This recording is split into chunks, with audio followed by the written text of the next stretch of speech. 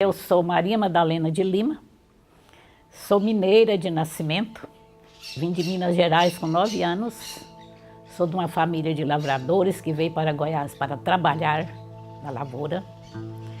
E cheguei em Goiás, em Rubiataba, quando nascia, começava o desmatamento para fazer o povoado, Rubiataba. De lá nós fomos para Pilar de Goiás. Nós fomos a primeira família que, como eles diziam popularmente, de fora, que chegou em Pilar. Meu pai havia recebido a notícia que Pilar tinha loteado umas chácaras nos arredores para vender para pessoas que queriam trabalhar. E ele comprou uma chácara à prestação. E lá ele começou uma plantaçãozinha de café. Ele gostava de plantar de tudo, bananeiras, mandiocais, inhame, arroz, feijão. E nós vivemos em Pilar 8 anos, eu frequentei escola em Pilar.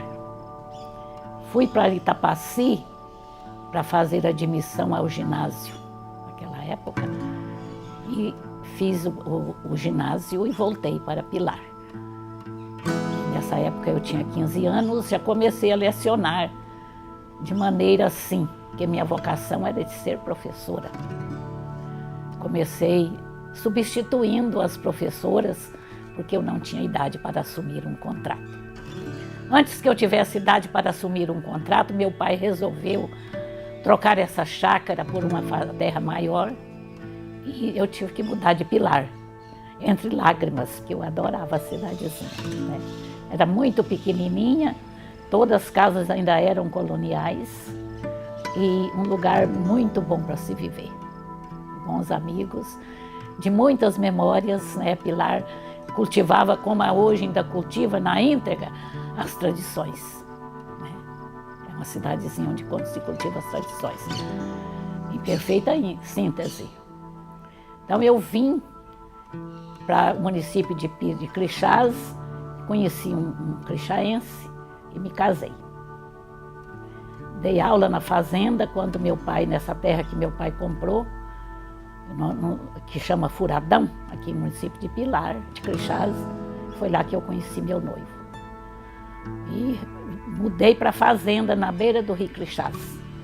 Lá eu fiquei 13 anos, quando meus filhos ficaram no momento de ir para a escola, eu abri uma escolinha lá na nossa fazenda, da fazenda do meu marido. E lá eu alfabetizei meus filhos. E quando eles já estavam alfabetizados, em 1972, eu mudei para a cidade, aqui. E comecei também a dar aula no lugar dos professores. Faltava um professor e eu dava aula, até que eu consegui passar num concurso do Estado, já em 1984. Eu lia muito, como leio até hoje, e eu consegui a primeira nota aqui na Regional de Séries. Eu fui a primeira nota.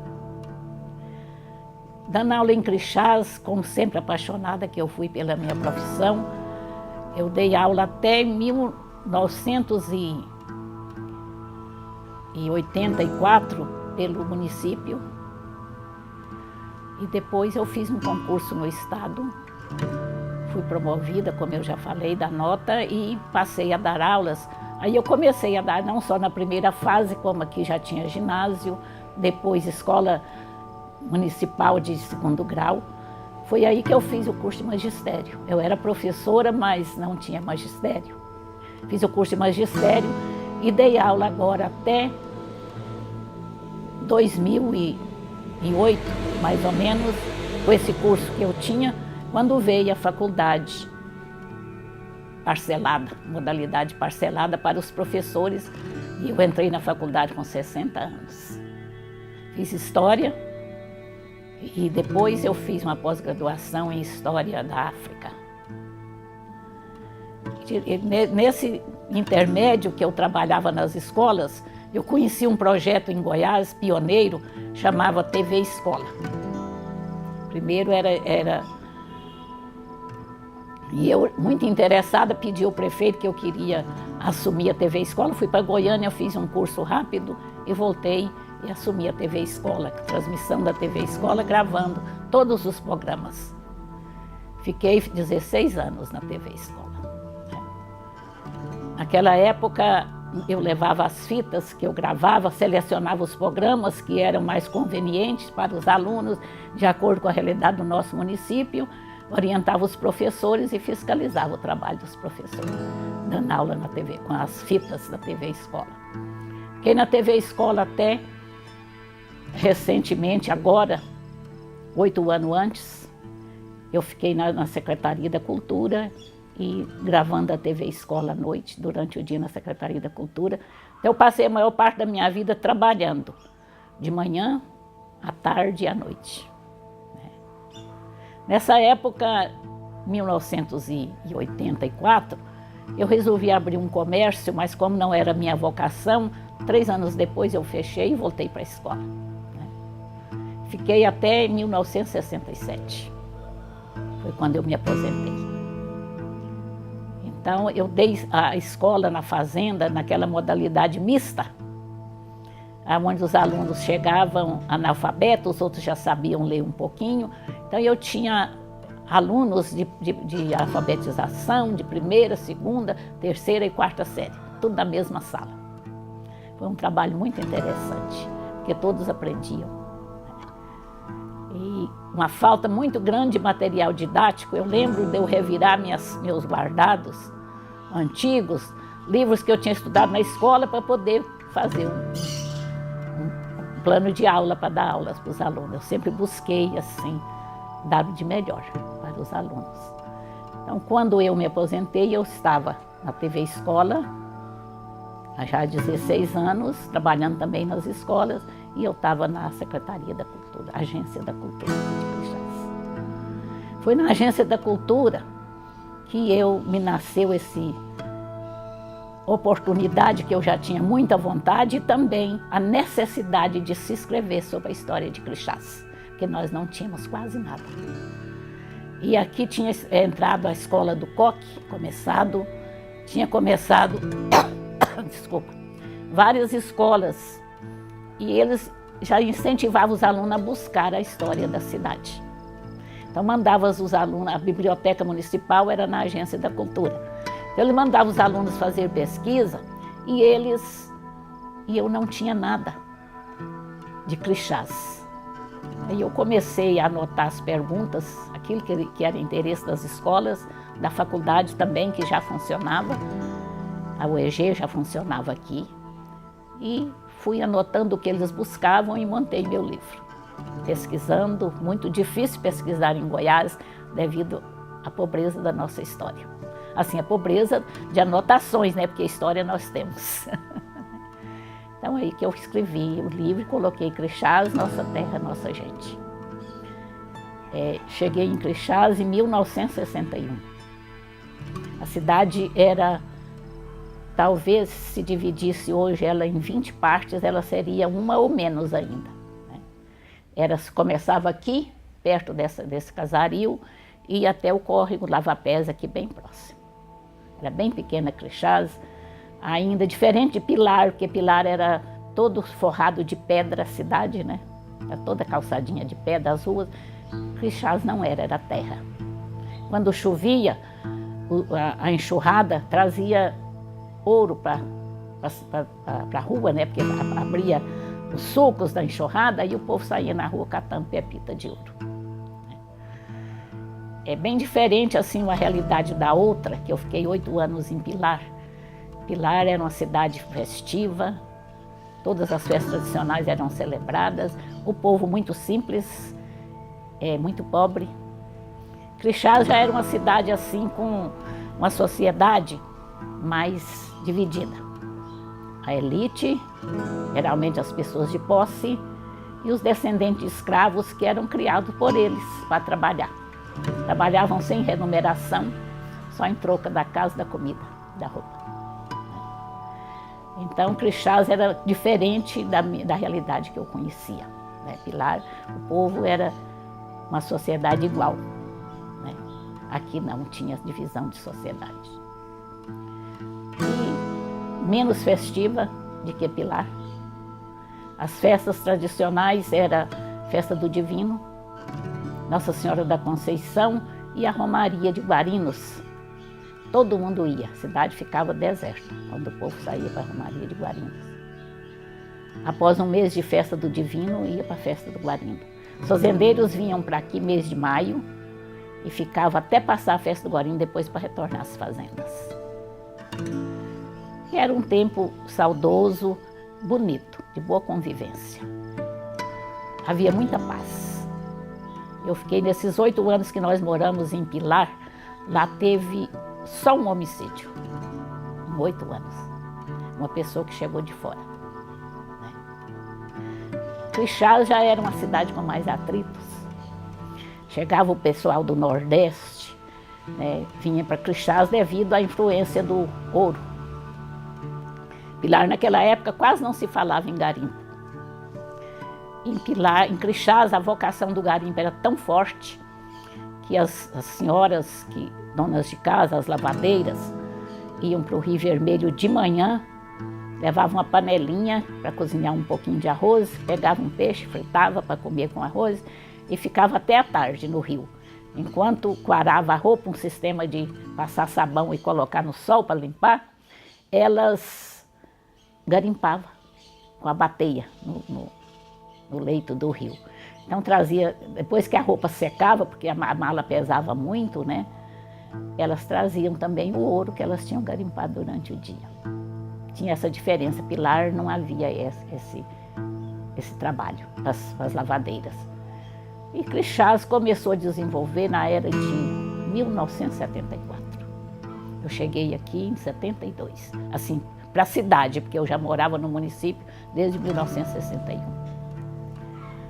E começou a se desenvolver por causa das pesquisas, né? O DPM tinha fortes pesquisas aqui na cidade. A Metago se instalou, né, que era do Estado, Companhia de Metais de Goiás, e ficou aqui 8 anos. E cedeu, porque o garimpo da Metago era mais superficial, céu aberto. Quando começou a aprofundar, eram insuficientes os recursos, e eles venderam os direitos minerais de Crixás. Foi que chegou a mineração Serra Grande. Quando ela chegou, encheu Crixás de esperança, né? A gente via que era um projeto para durar. E o povo começou a se animar. Aqui então tinha 3 comércios, né, na cidade, e o pessoal começou a investir. Muitos tornaram-se comerciantes. E a cidade desenvolveu assim, dentro de 10 anos, assustadoramente. Cresceram-se, veio a Saneago, já colocou água encanada na cidade, a Celg. Nós não tínhamos energia elétrica quando eu cheguei aqui. E começou o desenvolvimento de Crixás, depois veio o COC, uma modalidade de ensino muito bom, que fez um grande trabalho, agora para o final veio o SESI, né? E foi um trabalho assim, foi um esforço de cada um, crescendo a comunidade crixaense, com o pessoal que chegava da mineração crescendo lado a lado. E hoje nossa cidade é uma cidade próspera. Eu acho que no sentido assim de desempregados é um dos menores índices de Goiás, que não trabalha quem não quer, né? Mas é a cidade próspera. Nós temos aí bons colégios, o colégio estadual passaram a ser administrado pelas subsecretarias, né, que foi estabelecido no estado todo. Então cresceu também o ensino público, não só o ensino particular como o público, cresceu muito. E nós vemos hoje em Crixás assim, além de muito trabalho que o povo tem, graças a Deus, nós vimos o pessoal também cresceu em conhecimento. Eles oferecem muita oportunidade de cursos, né, para os trabalhadores. Crixás também cresceu muito em conhecimento. Nós tínhamos aqui em Crixás um médico, filho da cidade, que em 1972 ele se formou e veio para a cidade, Dr. Jordiano. Até então, a saúde de Crixás era cuidada por pessoas que a gente chamava de raizeiros. Outras pessoas que tinham estado em Goiás e tinham adquirido conhecimento lá, para estudar os filhos, né? Porque estudavam em Goiás Velho. Também compravam remédios e vendiam aqui. Mas Crixás, quando eu cheguei, Crixás tinha 2 farmácias de pessoas assim, práticas. Não tinha farmacêutico. Aí veio esse médico, não havia energia, o hospitalzinho dele era funcionado a motor, né? Mas ele ensinou a equipe a trabalhar com ele, formou uma equipe para ajudar no hospital. Começou então a era da saúde melhorada em Crixás. Depois veio o prefeito Herotides Souza Vilas Boas, construiu o hospital municipal, alugou. Primeiro para uma equipe da diocese, depois fechou o hospital municipal quando Crixás sofreu uma derrota política, que foi levada a nossa prefeitura para a cidade de Nova Crixás. Crixás deixou de ser município.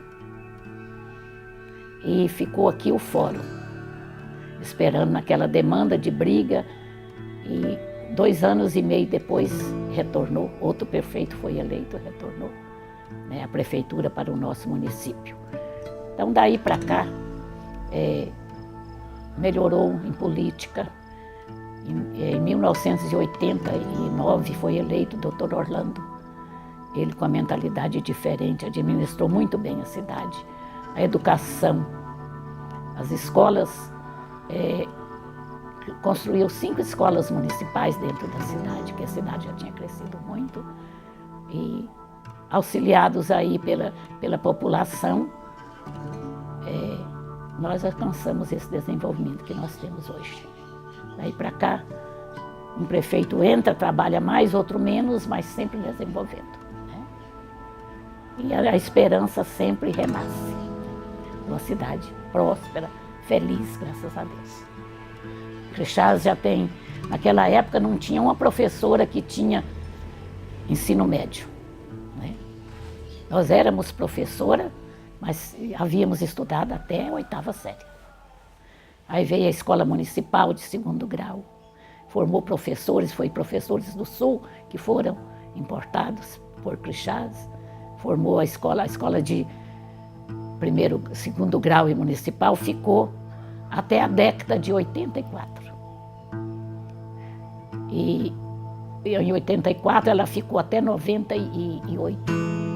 Quando foi criada a escola de 2º grau estadual, e ela foi para Iapuru, e Iapuru estava quase emancipando, aí a escola foi para Iapuru.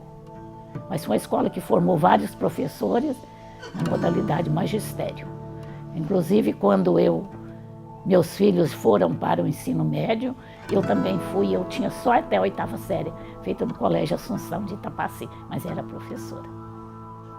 Aí eu fui para o ensino médio, já com 42 anos, e depois fui para a faculdade com 60. Aqui também, a faculdade aqui, que dura até hoje, a UEG. Né? Hoje não em modalidade parcelada, né? Mas funciona até hoje. Então, Crixás alcançou nessa época desenvolvimento na educação, na saúde e, consequentemente, o progresso, né? Muitas pessoas mudaram para estudar, outros vieram para trabalhar, né? Como no começo. Crixás, no começo, a historiografia conta que foi a primeira escola estadual criada em 1804, criada na modalidade feminina. Até então, mulher não podia aprender a ler, né? Só os homens.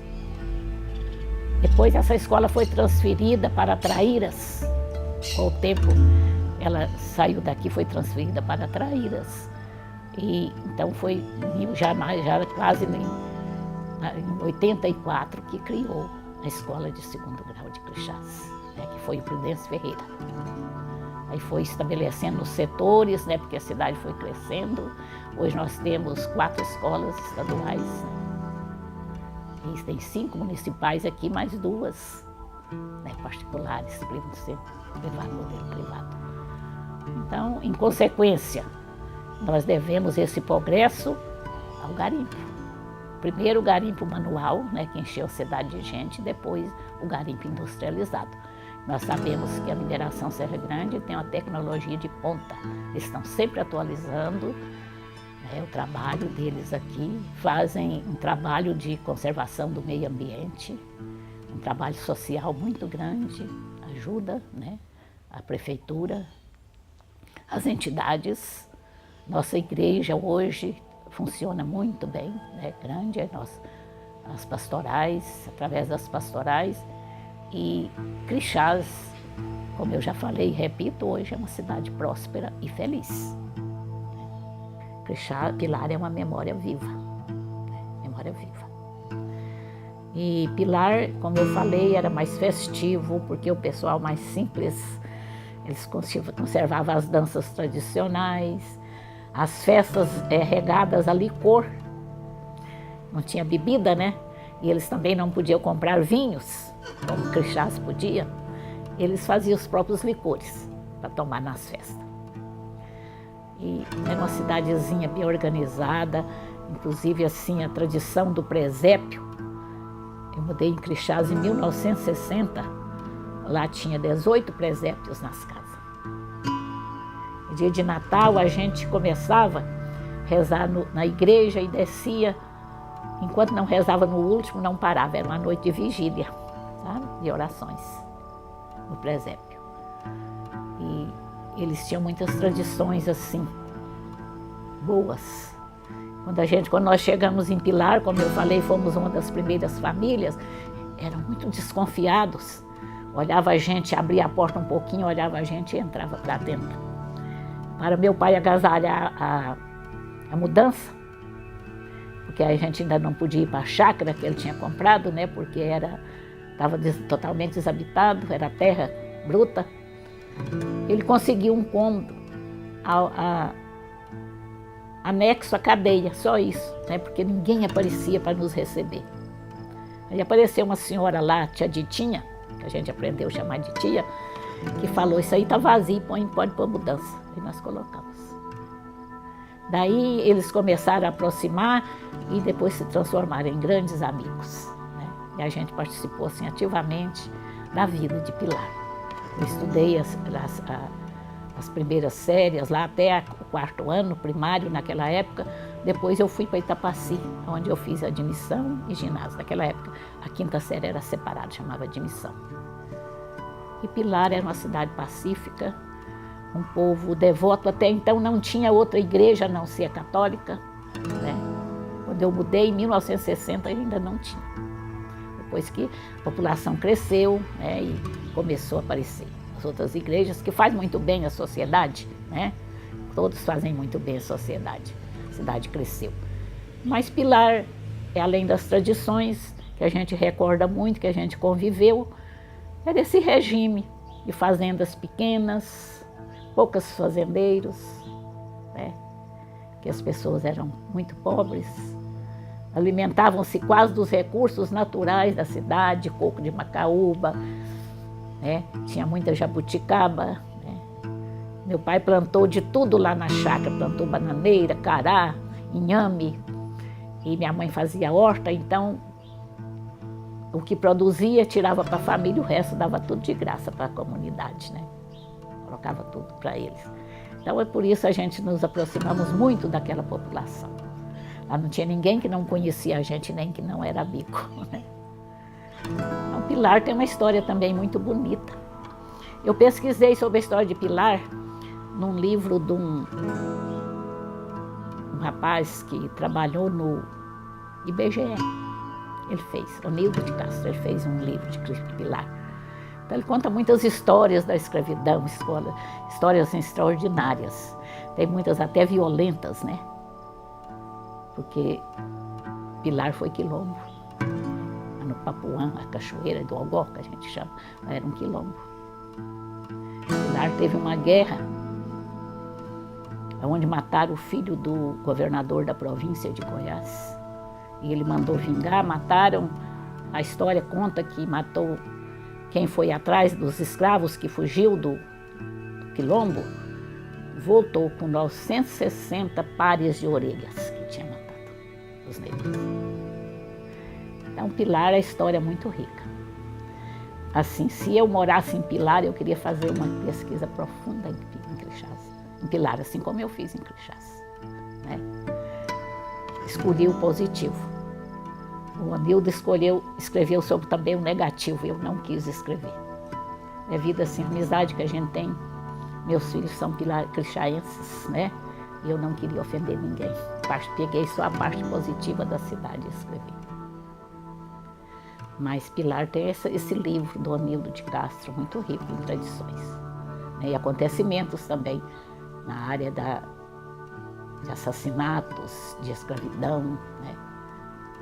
E assemelha-se muito uma população com a outra, devido a ser antigos, mas totalmente diferente na maneira de conservar o patrimônio histórico, na maneira assim de defender aquilo que é da cidade, né? Tem essa diferença. Crixás, o pessoal de posse, vaidosos, quando começou a ver as casas modernas, começou a derrubar as casas tradicionais e construir modernas, assim, sem expressão, né? Sem expressão. Casas comuns. E assim nosso patrimônio histórico foi dilapidado. Nós contamos com essa casa aqui, mais umas 2 ou 3 que não foram restauradas, que ainda mantém de pé. Mas foi uma grande conquista que eu considero a restauração dessa casa, né? Porque se aqui as administrações depois tivesse transformado isso aqui, como eu te falei, num museu de memórias, era um museu riquíssimo. Riquíssimo. No caso, com quadros históricos, a história do povo, das famílias. Porque a sociedade Crixás, ela foi assim, além de dividida a elite e pobreza, ela foi muito chique. O pessoal aqui vestia muito bem quando eu cheguei. Não podia ir na festa sem paletó e gravata. Isso é elite, né? Na Casa Grande tinha a sala da sociedade em si, e da sociedade de posse, e os outros também. A sala até a dança era separada de sala. Sabe? Não dançava junto. Os habitantes, diferente que eu falei de Pilar, né? Que era todo mundo reunido. A Igreja dos Pretos, ela era de São Benedito. Nós ainda temos a imagem na igreja. Aqui no meu livro tem a foto da imagem, viu? Então ela era dos pretos. Mas essas igrejas com o tempo caiu, porque não foi conservado, né? E com isso a Casa Grande, era enorme a Casa Grande, né? A Casa Grande tinha a sala separada dos pretos e a dos brancos, que os brancos geralmente era a sociedade. Então a igreja, nossas igrejas, segundo a historiografia, eram igrejas antigas, porque a gente conhece Minas Gerais e a gente sabe que é assim, né? Eu conheço em loco. De vez em quando eu vou para Minas. As igrejas são feitas altares, né? Ao redor, na parede são feitos. Então todas tinham 7 altares. Esses tempos até contei em Juiz de Fora, depois em Ouro Preto. É mais ou menos isso. Dos santos padroeiros, aqueles que destacavam mais, né? Na devoção dos habitantes. Então diz que essas igrejas eram feitas assim. Eu ainda alcancei aqui, quando eu cheguei em 1961, que eu me casei com crixaense, ainda alcancei uma igreja antiga, que foi demolida, né? Que tinha o sino do lado de fora da igreja e os altares na parede da igreja. O átrio da igreja, o espaço onde os fiéis ficavam, era o centro, né? E do lado os altares. Eram muito bonitas, foi pena que não conservou, né? Era muito bonita.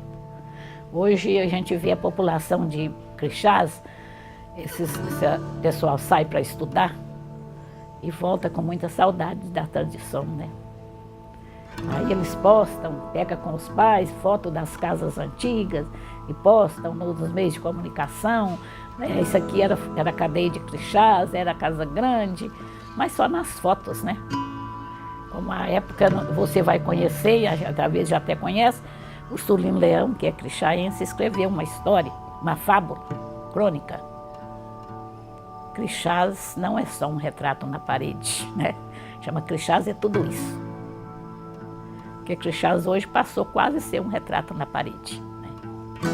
Aquele Crixás tradicional, com casas, modelos expressivos da colônia, acabou, né? Destruíram. Demoliu, construiu outros. Aqui essa casa ia até na esquina ali, onde é aquele hotelzinho. Ia até lá essa casa, na parede uma da outra, né? Era muito bonito. Assim, para quem gosta, né, como eu, de tradições. Então a gente sente saudade e lamenta, né? Foi um erro assim que nunca mais conserta, né? Nunca mais conserta. Crixás teve um ponto que me tocou muito, porque aqui quando a pessoa adoecia e não tinha recurso na cidade e ficava muito mal, igual aconteceu com meu filho, entrou em coma, o mais velho, né? A gente saía na rede, carregando o doente na rede, né? E até atravessar o rio Crixás a nado, diz que punha um couro, punha a pessoa e a quatro nadava e puxava o couro para passar o rio, né? Porque não tinha nem canoa. O que me marcou na Crixás foi a solidariedade do povo. Muito me marcou. Foi isso que me fez apaixonar por Crixás. Quando uma pessoa adoecia, os vizinhos acampavam na casa dele. Aí um fazia um chá, outro dava um purgante, né? E era aquela solidariedade que só ia embora quando melhorava, a pessoa melhorava. Ninguém ficava doente sozinho. Então isso me marcou profundamente em Crixás, a solidariedade do povo. E também que me marca a gente as tradições, as festas, né? Dentro de toda dificuldade, os fazendeiros mudavam para a cidade no tempo das festas. As casas antigas eram desocupadas porque não tinha habitante suficiente, né? Então elas eram, os fazendeiros compraram, como essa aqui. Falei para você da família Xavier de Lima, era dono dessa casa. Era onde eles vinham no tempo das festas. E aí é como a nossa folia hoje. Nossa folia são 15 dias de festa. Que tem o almoço numa casa, que é uma festa, junta 500, 600 pessoas. E o dono da casa é quem dá o almoço, né? É tudo de graça. Tem o jantar, onde a folia chega à tarde, também é uma noite de festa. Começa no outro dia, são 15 dias de festa. Naquela época era mais de um mês de festa, porque eles vinham para preparar aqui os bolos, matar vaca, secar carne para fazer a Maria Isabel, né, na festa, o arroz com carne, e era um mês de festa. Então isso deixa saudade aqui. Nesse mês era onde os filhos dos fazendeiros, que eram geralmente quase todos parentes, mas os filhos se conheciam, namoravam e casavam, formando outra família, né? O ponto de encontro de namorados era, de arrumar namorado, né? Era a festa do Guarino e a festa do Divino, onde durava mais tempo e o pessoal se conhecia. Então isso deixou uma saudade muito grande na gente, né? Daquela convivência de amizade do povo. Era muito, nunca, se a gente passasse por um tratamento, como agora, eu estou em recuperação, nunca a gente ficava sem o dia inteiro ficar a gente visitando. Tem que visitar a dona Lema. Se não visitasse, eu reparava. Hoje a nossa correria a gente nem repara mais, né? Nem repara isso mais. Mas era muito bonito essa convivência do povo. Crixás, a amizade. Então é isso que deixa muita saudade na gente, né? Quando a mineração veio para aqui, para as primeiras pesquisas, aqui já era ocupado por garimpeiros. É tanto que a Metago, quando abriu aqui, veio uns rapazes, técnicos de mineração, geólogos, né? E uma filha minha começou a namorar, era bem novinha, 14 anos, mas começou interessar-se por um rapaz, e as famílias falavam para o meu marido assim, não deixa, é garimpeiro, de fora, né? Até casaram depois, graças a Deus, é uma família feliz, né? Então, começou assim um garimpo de aventureiros. O rio foi todo danificado com catas, né? Porque as máquinas uma bomba que derrubava o barranco, né, para tirar o cascalho, porque o ouro aqui era de aluvião nessa época, não era explorado o ouro de minério, era o aluvião. O ouro que a enxurrada carrega para o rio e para o barranco do rio, né? Por exemplo, o rio represa, aí cria aquela bacia, lá ele deixa a terra, lá era onde os garimpeiros iam, né? Porque tinha deixado ouro. E era tirado com dragas. Essas dragas eram altamente destrutivas do barranco do rio, do leito. E nisso veio a invasão do garimpo da Lavra. Quando chegou a invasão do garimpo da Lavra, veio 7.000 garimpeiros, né? Foi contado, né, pela prefeitura. E como era o garimpo da Lavra? Uma invasão.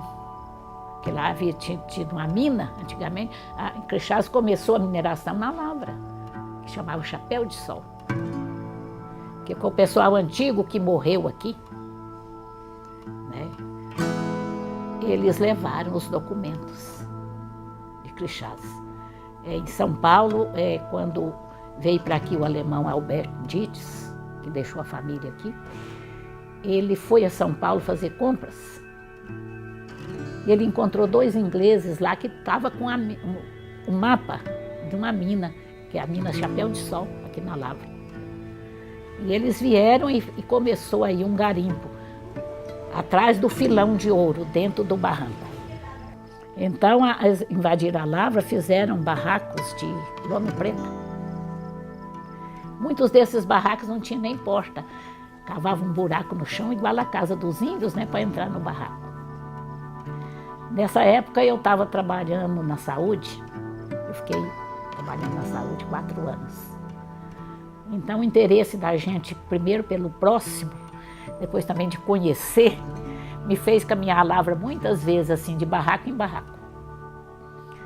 Então, era um garimpo, assim, de motores, também de dragas, né? Fizeram um estrago no local da Lavra, né? E levaram para lá até cinema, tudo nesses barracos de lona. Era a invasão mesmo. E ele durou mais ou menos 7 anos, esse garimpo. Adoeceu sem segurança. As catas eram chão adentro, calçada de madeira do cerrado ao redor, né? Então não tinha a mínima segurança, morria muita gente dentro desses buracos, dessas catas. E eu na saúde, tinha noite que a gente recebia 4 mortos. Tá? E eu sempre que fui uma pessoa assim muito disponível, os funcionários do hospital, eu era diretora, me chamavam à noite. E eu ia para lá para socorrer. Nós tínhamos uma ambulância, né, que tínhamos ganhado naquela época, 82. E aí a gente ia socorrer e mandava para Goiânia, se estava morto procuravam enterrar, né? Enterramos muitas pessoas aqui com o nome de baiano, Pernambuco, nego, pessoas sem nomes mesmo, né, que vinham para cá. Nome de guerra. Enterramos muito. E naquela época tinha um irmão do prefeito, hoje é médico, o doutor Roberto, nós 2 é que eram companheiros nessa luta, de enterrar o povo, de buscar o povo machucado na Lavra, né, dessas catas. Até que se tornou totalmente inviável e o povo começou a bater em retirada, porque o ouro que era mais, né, mais fácil de ser extraído foi extraído. Hoje essa areia está lá, diz que ela tem muito ouro ainda, porque eles moeram em moinhos pequenos, né, mas diz que é para ser explorado ainda, mas a Lavra foi um campo de guerra, sabe? Trouxe muitas consequências para a saúde. O pó da pedra sem proteção, né, dos mineiros, adoeceu muita gente, deu uma doença que transforma o pulmão em pedra, chamada pneumoconiose. E as pessoas iam ficando sem fôlego. A gente chegava na Lavra, como eu ia de vez em quando, para socorrer aquele povo, tinha gente deitada em cima dos paus, assim, no sol, parecendo calango, quentando o sol. O sol estava quente e eles tremendo de frio, com aquele pulmão ressequido. Morreu gente demais a Lavra, até que se tornou inviável. Aí a Serra Grande já em expansão, né, foi restabelecendo que o subsolo é da mineração, foi requerido no DMPM. E como as outras garimpagens não têm o recurso de entrar também para o chão adentro para tirar o ouro, foi acabando esse garimpo de aventureiros aqui. Mas a Lavra foi um campo de guerra para nós. Muito triste, deixou consequências. A cidade triplicou a população. Né? Veio muita gente boa, a gente sabe, em nome do progresso, e veio muitas pessoas só no sentido de explorar. E deixou muitas consequências. Ficaram muitos filhos, né, desses garimpeiros irresponsáveis por aí, que hoje ainda está dando trabalho na sociedade, porque foram criados sem pais, né, sem uma estrutura familiar. E a Lavra, para nós, é uma história, uma memória triste da Lavra. O ouro saía, aqui tem um fazendeiro, Dr. Francisco Pereira Lemos, que era fazendeiro naquela época, hoje ele não tem mais fazendas. Ele recebia 10 quilos de ouro por mês de arrendamento dessa lavra que era dele, a terra. E os garimpeiros foram embora, o ouro foi embora, né? E ele também ficou pobre. Né? Foi um garimpo assim, que não deixou progresso, né? Deixou só desavenças, desastres ambientais. Aí a mineração já estava em expansão e a gente sabe que a história da mineração é uma história feliz, né? Estruturada em tecnologia, estruturada socialmente. São pessoas que convivem conosco, são assim, todo mundo que chega aqui entra no nosso ritmo de amizade, né? De convivência, porque Crixás é uma cidade de boa convivência. Hoje nós convivemos com um grande aumento na violência, como todas as cidades, né? Mas, em si, quem vem para Crixás para trabalhar é um povo de paz, pacífico. Então, a memória do garimpo tem a sua parte vitoriosa, né? Que é a estruturação da industrialização, e tem essa parte, o Rio Vermelho até hoje é hiper estragado, né? Os barrancos foram demolidos com as dragas e com isso a água, né, foi também poluída. Hoje eu lembrava com uma amiga que minhas filhas hoje já são mães, já tem uma que é até avó. Eu criei minhas filhas numa época que Crixás encheu de garimpeiro. Né? Mas graças a Deus minhas filhas casaram muito jovens, é só a caçula que não quis casar, porque depois que ela casou, que ela foi para a faculdade, né? As outras casaram antes de ir para a faculdade, mas uma casou com um garimpeiro da Metago, né? Técnico em mineração, uma pessoa muito boa, né? Descendente de alemão, e a outra casou com o gerente da Caixa Econômica. Né? Então a caçula foi estudar, ela hoje é médica, casada com um médico, né? Só essa que não casou nova. Mas naquela época foi uma invasão das famílias. Que em Crixás até então não tinha um divórcio. As famílias é aquele povo antigo que casava e vivia 60 anos, quando Deus permitisse, 70, um casal. Criava família, criava os filhos, os netos, né? Foi um ambiente totalmente familiar, antigo. Né? Depois que começou hoje a modernidade, né? E nós sabemos, não precisa nem falar. Né? Mas foi uma família assim estruturada para viver junto, os casais. Minhas filhas mesmo, uma já tem, uma separou porque ficou viúva, né, a mais velha. Mas a outra já tem 32 anos de casada, então lá, né, acabando de criar os filhos. Eu tenho um neto que formou na área de mineração, porque meu genro, o pai dele, toda a vida trabalhou em mineração, né, ele formou em Ouro Preto, engenheiro geológico, está trabalhando em Paracatu. Né. E o outro faz arqueologia. Já tem uma neta médica, advogados, né, psicólogos, né? E a minha neta é formada em gestão ambiental, e pós-graduada. Todo mundo envolvido na cidade. Meu filho, como eu falei, é corretor de imóveis, ele presta serviço na área de aluguéis para mineração Serra Grande, né? Que deixa a gente assim muito contente, né? Porque são bons pagadores, né? Crixás é isso aí. Crixás, como diz o Surubim Leão, Crixás é tudo isso. E eu escrevi no meu livro que essa crônica do Ursulino, que foi a mais bonita que ele fez em toda a sua vida, que eu já li muitos livros dele e nunca achei nada tão significante, dá para escrever um livro, né?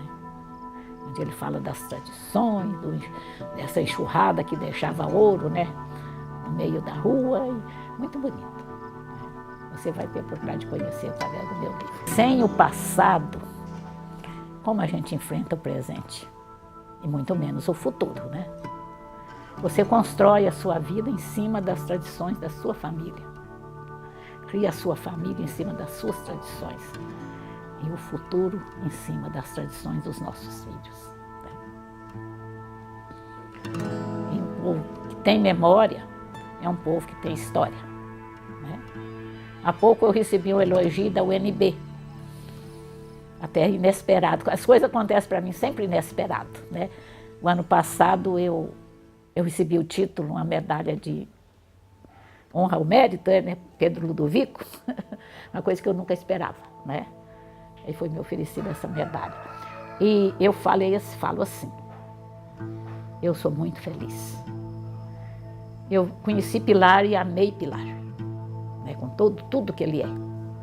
Depois fui destinada para Crixás, sou viúva, criei meus filhos aqui e fui destinada a essa cidade que eu amo muito e que eu gosto. E a UNB me elogiou assim, ainda bem que a senhora resgatou um pouco da memória, né? Porque resgatar nossa memória é um trabalho da educação. Como eu fui professora, eu me considero professora ainda, né? Eu encontro crianças na rua que falam assim para mim, que aqui o pessoal me chama mais de tia Lena, dona Lena, né? Quando uma criança me chama Maria Madalena, a senhora é a Maria, eu já sei que é por causa do meu livro, né? Aí eu falo, você conhece meu livro? Uns falam assim, tia, eu tenho vontade. Por que você não tem? Não, porque eu não dou conta de comprar. Eu falei, vai buscar. E depois eu encontro com eles leram, gostaram, né? Enquanto isso a gente está ensinando, né? Enquanto alguém está lendo aquilo que a gente escreveu, a gente continua professor, né? Continua professor. Meu livro não teve aceitação total para as pessoas muito tradicionais. Que eles queriam escrever, mas não escreveu, e eu escrevi. Mas a juventude, as escolas, assim mesmo, o reconhecimento do SESI, para mim é um motivo de muito orgulho, né?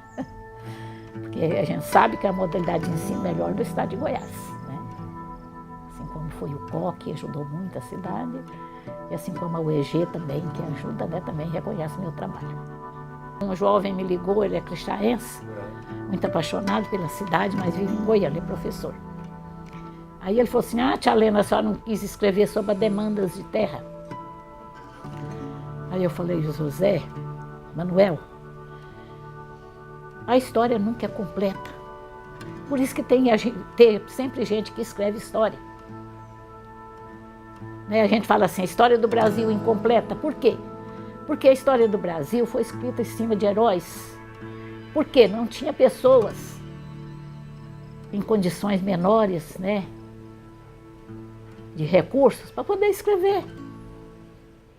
A gente sabe que nossa liberdade de escrever sobre as nossas histórias começou em 1930. Você vê, está aqui, né? Quem nasceu em 1930 ainda está bem, vivendo bem ainda, né? Por causa daquele movimento dos brasilianistas, né, que revoltaram, que Goiás não era reconhecido no cenário nacional. E depois, para eles, a essência de Goiás não tinha história. O sertanejo era preguiçoso, um estado construído assim, mais com sertanejos, pessoas que nasceram e morreram naquele local, um cantinho de fazenda. E eles achavam que essa história não tinha significado para ninguém, né? Mas tem, né? Tem significado para nós. Porque a gente precisa passar para os nossos descendentes aquilo que a gente aprendeu. Eu, assim, Crixás, que eu te falei, Crixás Me apaixonei pela solidariedade do pessoal de Crixás, os habitantes de Crixás. As coisas que eu não gosto, eu não comento, né? Porque não quero ferir ninguém. E eu tenho certeza que a história de Crixás vai ser reconhecida. Se alguém quiser pesquisar, eu pesquisei 3 anos para o primeiro, que eu escrevi pequeno, minha primeira edição, e pesquisei mais 6 para a segunda edição. Tanto que a primeira edição tem 118 páginas e a segunda 180. Eu acrescentei a história dos escravos, que essas cidades tipo tradicionais, elas não falam das pessoas pobres. Eles não pensam que a lavadeira, que era ao mesmo tempo prostituta, tem história na cidade. As cozinheiras, né, que se tornaram mulheres do patrão e do filho, né, não tem história. O escravo, que foi quem construiu nossas cidades antigas, também não tem história.